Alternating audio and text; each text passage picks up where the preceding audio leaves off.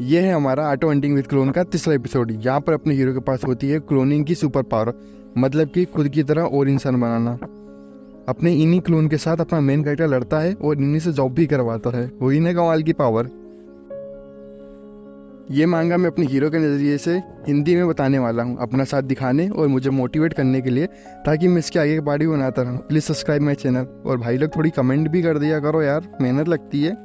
शुरू करते हैं। Welcome to my world. Episode 3 की स्टार्टिंग में दिखाया जाता है सॉन्ग को अपने सामने बिना कपड़े में अपना क्लोन दिखाई दे रहा होता है। क्लोन को मोटा और अपनी तरह देख सॉन्ग थोड़ी देर के लिए शॉक हो गया। फिर धीमी आवाज़ में बोलता है, तुम मेरे क्लोन ही हो ना? जी हाँ, मैं आपका क्लोन हूँ। सॉन्ग फिर बोलता है, अगर तुम्हें कोई प्रॉब्लम नहीं तो क्या मैं तुम्हें छू सकता हूँ? यस मास्टर, आप छू सकते हैं। अरे किसी की नंगी बॉडी छूने में कितना अजीब सा लग रहा। अरे गधे, तेरी तो बॉडी का क्लोन है। क्लोन को टच करते हुए सॉन्ग बोलता है, अरे यह तो सचमुच किसी इंसान की तरह है, ये मेरा कोई भ्रम नहीं। चलो पहले इसको कुछ कपड़े पहना देता हूँ, नंगा अच्छा नहीं लग रहा। वैसे भी दिखने में तो पूरी मेरी तरह ही है, मोटा। क्लोन को कपड़े पहनाने के बाद सॉन्ग क्लोन से बोलता है, मैं तुम्हें कोई काम वगैरह बोल सकता हूँ ना? यस, आप बोल सकते हैं। फिर क्लोन नीचे झुककर बोलता है, मैं आपका हर काम करूँगा, आप मेरे मास्टर हो। सॉन्ग मन में सोचता है, वाह ये तो काम भी करेगा, मेरी बात भी मानता है।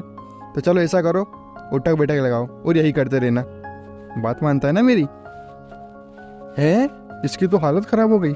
मुझे लगा था मेरा क्लोन ताकतवर होगा। क्लोन की भी एक लिमिट होती है, ये तो बिल्कुल मेरी तरह है। इतने में तो मैं भी थक जाता जितने में ये थक गया है। इतने में इस सॉन्ग का फ़ोन बजने लगता है। कौन मैसेज कर रहा? खोलकर देखता हूँ फ़ोन। क्या बोल रहा?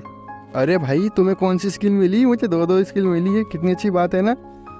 तुम्हें कौन सी मिली? जवाब भी दो यार। ठीक है, ऐसी तेजी कराओ अपनी, बाय। अरे इसको फालतू की बात करने के अलावा कुछ आता जाता नहीं। सॉन्ग के सामने एक विंडो ओपन होती है। अब ये क्यों ओपन हो गई? अभी सीन शिफ्ट होता है। हमें एक इंसान के बारे में बताया जाता है जिसका नाम है जंपर जॉर्जियो लूकस, जो कि एक अमेरिकन ए क्लास हंटर है और एक बड़े से ग्रिल का हेड है। यह पहला इंसान है जिसने ओडिन टावर डंजन क्लियर किया था। ये सीन इनलाइटेंड हेडक्वार्टर का होता है। एक लड़की उस सेंटर के पास आकर बोलती है, अभी तक दुनिया के 80% लोगों की स्किल जाग चुकी है और नंबर बढ़ते ही जा रहे हैं, धीरे धीरे बढ़ते ही रहेंगे। इस पर कोर्ट वाला इंसान बोलता है, और कितना टाइम लगेगा 100 होने में? अगर डेटा के हिसाब से बताया जाए तो अगले 5 साल में दुनिया के सभी लोगों की स्किल जाग जाएगी। 5 साल? तुम्हारा कहना है 5 साल ज़्यादा टाइम नहीं होता? ये बहुत ज़्यादा ही टाइम है। सीन शिफ्ट होता है। हमें एक लड़का पार्क में भागता हुआ दिखाई देता है।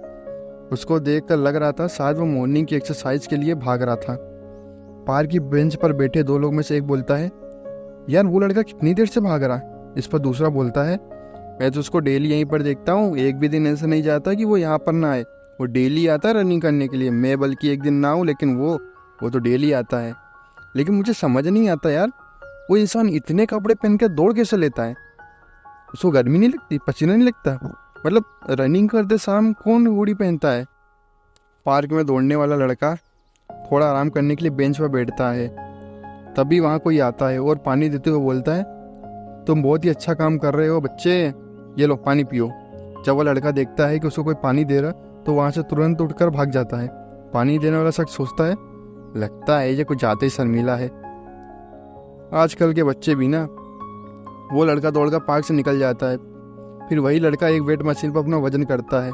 फिर हमें पता चलता है कि ये लड़का कोई और नहीं, अपना मेन कैरेक्टर सॉन्ग ही है। और अब वो पहले से बहुत ही ज़्यादा पतला और फिट हो चुका है। सॉन्ग मन में सोचता है, इतना वर्कआउट करने की वजह से मेरी भूख दुगनी हो गई है, और ऊपर से क्लोन भी तो कितना खाना खाता है यार। कसम से इतने पैसे बर्बाद जा रहे हैं। लेकिन फिर भी इस महीने मैंने 10 किलो वजन तो कम कर लिया। हाँ, ये और बात और है कि मैंने कुछ नहीं किया। मैं क्यों दौड़ लगाऊं जब मेरा क्लोन दौड़ लगाता है और उसका फ़ायदा मुझे मिलता है। पूरे महीने क्लोन ने बहुत अच्छा काम किया है। बैठे बैठे मेरा वजन कम हो गया। किसी और को पता चलेगा तो जलन के मारे मर ही जाएगा। क्लोन के डेली दौड़ लगाने की वजह से उसके स्किल पॉइंट भी थोड़े बहुत बढ़ गए थे। जब से मैं क्लोन यूज़ कर रहा हूँ, जब से मैं क्लोन से काम करवा रहा हूँ, दौड़ लगवा रहा हूँ, एक्सरसाइज करवा रहा हूँ, तो मैंने बहुत सारी चीज़ें सीखी हैं। नंबर 1, जो भी दर्द और चोट क्लोन को लगती है उसका असर मेरे पे नहीं होता। और ये तो मेरे लिए बहुत ही अच्छी बात है, वरना इतनी एक्सरसाइज करा करा के तो मेरी हालत ख़राब हो जाती। नंबर 2, अगर क्लोन को हद से ज़्यादा एक्सरसाइज कराया जाए और अगर उसे कोई चोट लग जाती है तो अपने आप ही गायब हो जाता है, बस अपने कपड़े छोड़ जाता है, जो कि मुझे उठाकर लाना पड़ता है। नंबर 3, जैसे जैसे मेरा वज़न कम होते जा रहा है मेरे क्लोन का भी वज़न कम होने लगा है। मतलब जैसी ही मेरी बॉडी रहेगी वैसा ही मेरे क्लोन की बॉडी रहेगी, हम दोनों में कोई अंतर नहीं होने वाला। नंबर 4, भले ही मेरा क्लोन मेरे से कितना ही दूर हो, लेकिन मैं उसे अपने विचार से, सोचने भर से उसे काम दे सकता हूँ, उसे ऑर्डर दे सकता हूँ और ये मेरा ऑर्डर मानता भी। जैसे उस दिन की बात ले लो, मैंने उसे बोला पुशअप करने के लिए और वो गधा फुटपाथ पर जहाँ पे लोग दौड़ते हैं वहीं पे पुशअप करने लगा। लेकिन कोई बात नहीं, बात तो मानता है।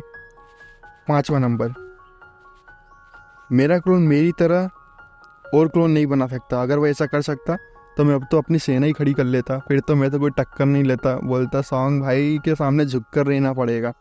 सबसे अच्छी बात तो ये है, लेकिन क्या करें यार, अब हो ही नहीं सकता है। चलो अच्छा है, मैंने उस दिन हंटर गिल्ड के लिए अप्लाई कर दिया था, कुछ दिन में उनका जवाब भी आ जाएगा।